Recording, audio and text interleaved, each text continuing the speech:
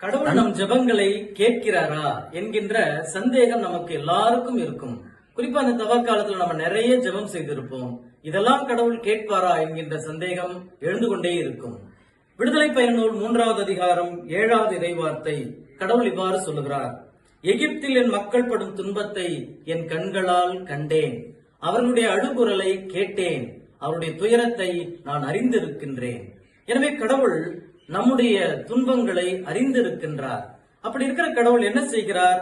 49வது அதிகாரம் எஸ்ஐயா இறைவாக்கு புத்தகம் 49வது அதிகாரம் 8வது இறைவார்த்தை, நான் தக்க வேளையில் உமக்கு பதிலளிப்பேன் அப்படின்னு சொல்லிட்டு கடவுள் என்ன சொல்கிறார்?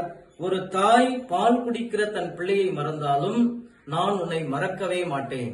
எனவே இந்த நாட்கள்ல இப்படிப்பட்ட கடவுள் மீது நம்முடைய ஜெபத்தை கேட்பார் என்கிற நம்பிக்கை வைப்போம்.